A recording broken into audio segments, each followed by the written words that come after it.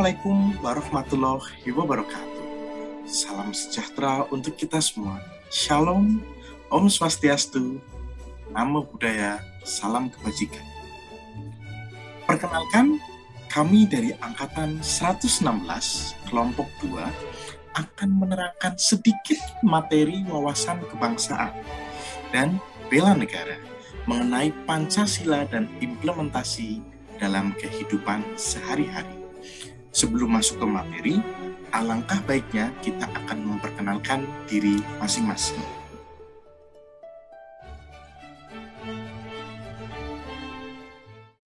Saya Carina Pusatiyah dari Dinas Pendidikan. Halo, perkenalkan nama saya Dery Herdiano Wiguna, asal instansi dari Dinas Perpustakaan dan Kearsipan Provinsi DKI Jakarta. Saya Eldi Taufik dari Dinas Pendidikan. Dan saya Galuh Kurniawan dari instansi Inspektorat Kepulauan Seribu. Terima kasih. Dan saya sendiri, Jordi Mesah, asal instansi Dinas Pendidikan. Sejarah lahirnya Pancasila berawal pada 29 Mei hingga 1 Juni 1945, di mana Badan Penyelidik Usaha-Usaha Persiapan Kemerdekaan Indonesia atau BPUPKI mengadakan sidang pertama untuk membahas dasar negara. Pada sidang pertama, para anggota masih belum menemukan titik terang mengenai dasar negara Indonesia. Kemudian pada 1 Juni 1945, Soekarno mendapat giliran untuk menyampaikan gagasannya mengenai dasar negara. Gagasan yang disampaikan Soekarno adalah mengenai dasar negara Indonesia Merdeka, bernama Pancasila. Pidato yang tidak dipersiapkan secara tertulis tersebut diterima secara aklamasi oleh segenap anggota BPUPKI. Pancasila. 1. Ketuhanan yang Maha Esa. 2.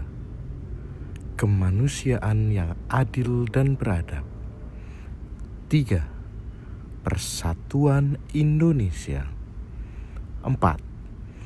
Kerakyatan yang dipimpin oleh hikmat kebijaksanaan dalam permusyawaratan perwakilan. 5. Keadilan sosial bagi seluruh rakyat Indonesia. Ya, materi yang kita akan bawakan adalah Pancasila, butir-butir sila, makna simbol dan implementasinya dalam kehidupan kita sehari-hari. Untuk mempersingkat waktu, untuk sila yang pertama, kami persilahkan.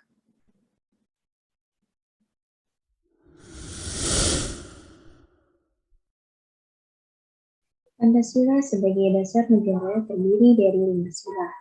Sila ke-1 Pancasila berbunyi ketuhanan yang Maha Esa.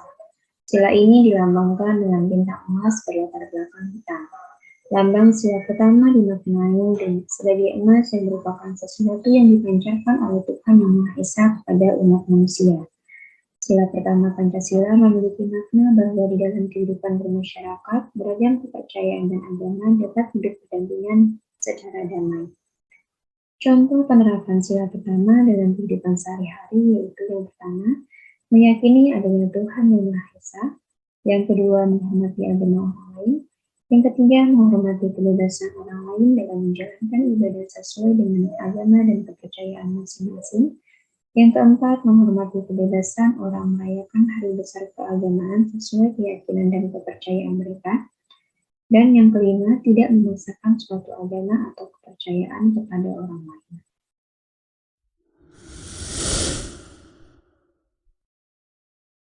Pancasila sila kedua yang berbunyi kemanusiaan yang adil dan beradab. Maksud dari sila ini adalah wujud nilai kemanusiaan yang dimiliki oleh bangsa Indonesia. Berdasarkan ketetapan MPR RI nomor 2/MPR/1978, terdapat 10 butir nilai-nilai sila kedua, yaitu sebagai berikut. Yang pertama, mengakui dan memperlakukan manusia sesuai dengan harkat dan martabatnya sebagai makhluk Tuhan yang Maha Esa. Kedua, mengakui persamaan derajat, persamaan hak, dan persamaan kewajiban antara sesama manusia. 3. Saling mencintai sesama manusia. 4. Mengembangkan sikap tenggang rasa. 5. Mengembangkan sikap tidak semena-mena terhadap orang lain. 6. Menjunjung tinggi nilai kemanusiaan. 7. Gemar melakukan kegiatan kemanusiaan. 8. Berani membela keadilan dan kebenaran. 9. Bangsa Indonesia merasa dirinya sebagai bagian dari seluruh umat manusia. Dan yang terakhir, yang 10, mengembangkan sikap hormat, menghormati, dan bekerja sama dengan bangsa lain. Makna lambang sila kedua. Rantai emas merupakan perwujudan dari setiap manusia saling membutuhkan dan perlu bersatu sehingga bisa menjadi satu sistem yang kuat. Mengakui serta memperlakukan setiap orang dengan adil dan setara sesuai hak dan kewajiban asasi manusia.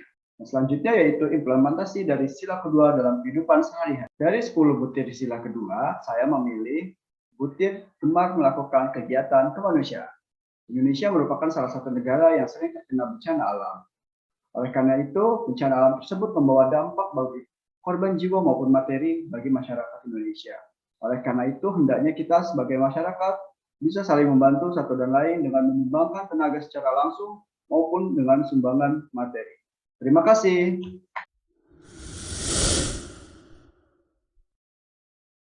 Sila ketiga, Persatuan Indonesia. Indonesia memiliki 34 provinsi, 17.508 pulau, 360 suku bangsa, dan 718 bahasa daerah. Dari semua perbedaan itu, kita semua ialah satu tubuh, satu tempat, yaitu Indonesia. Pohon beringin yang besar menandakan tempat sejuk untuk dijadikan tempat berlindung. Itulah Indonesia. Persatuan Indonesia itu juga tentang kemampuan menempatkan persatuan, kesatuan, serta kepentingan dan keselamatan bangsa dan negara. Juga sanggup dan rela berkorban untuk kepentingan negara dan bangsa. Mengembangkan rasa cinta dan bangga terhadap Indonesia, serta memelihara ketertiban dunia yang berdasarkan dan mengembangkan persatuan Indonesia atas dasar Bhinneka Tunggal Ika.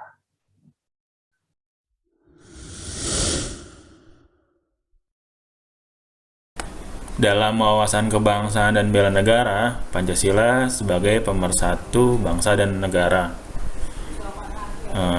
Pancasila sila keempat dengan kerakyatan yang dipimpin oleh hikmat, kebijaksanaan dalam permusyawaratan perwakilan dengan lambangnya kepala banteng. Banteng dikenal sebagai hewan yang suka berkumpul atau berkelompok. Dengan berkelompok, hewan tersebut dapat saling tolong-menolong. Oleh karena itu, kepala banteng sesuai jika menjadi lambang sila keempat yang memiliki nilai gotong royong.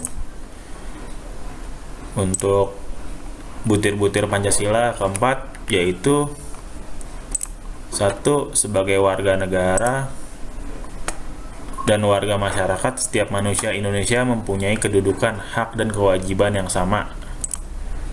Kedua, tidak boleh memaksakan kehendak kepada orang lain.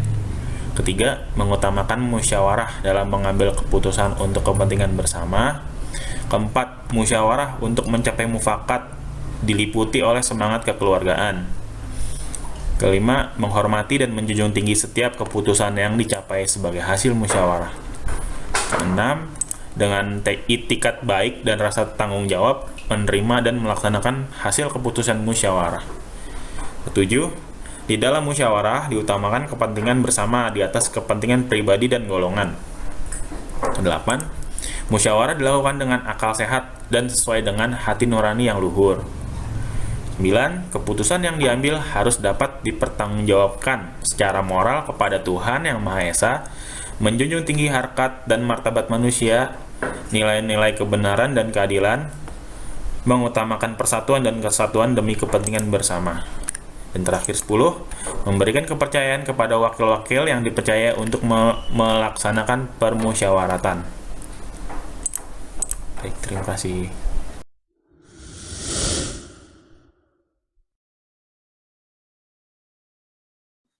Sila kelima, keadilan sosial bagi seluruh rakyat Indonesia. Bunyi itu menyuarakan adanya keseimbangan kelas di masyarakat Indonesia. Sila kelima memiliki banyak butir-butir, di antaranya adalah mengembangkan perbuatan yang luhur, mengembangkan sikap adil, menghormati hak orang lain, dan segala macam yang berhubungan dengan keadilan sosial bagi seluruh rakyat Indonesia. Sedangkan simbol sila kelima adalah padi dan kapas. Makna dari simbol ini adalah sandang dan pangan, di mana setiap warga Indonesia berhak mendapatkan hak-hak dasar tanpa adanya kesenjangan sosial. Sedangkan untuk implementasi sila kelima dalam kehidupan kita sehari-hari adalah, contohnya, seorang pekerja atau pegawai yang mendapatkan gaji dari pemerintah atau negara harus melakukan kinerja yang seimbang atau berbanding lurus dengan gaji yang mereka dapatkan atau yang kita dapatkan.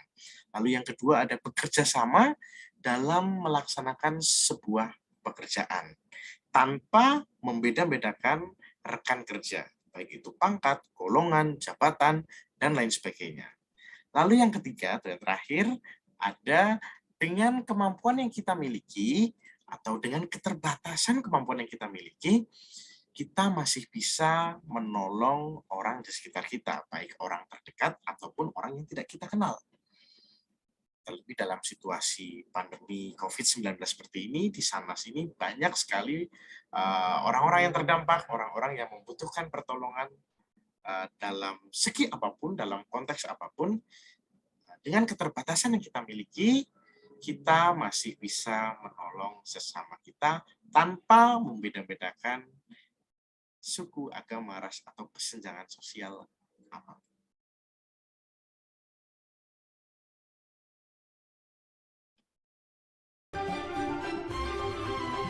Demikianlah paparan kelompok kami mengenai wawasan kebangsaan dan Pancasila. Kurang lebihnya, maaf. Wassalamualaikum warahmatullahi wabarakatuh. Shalom, Om Swastiastu, Namo Buddhaya, salam kebajikan.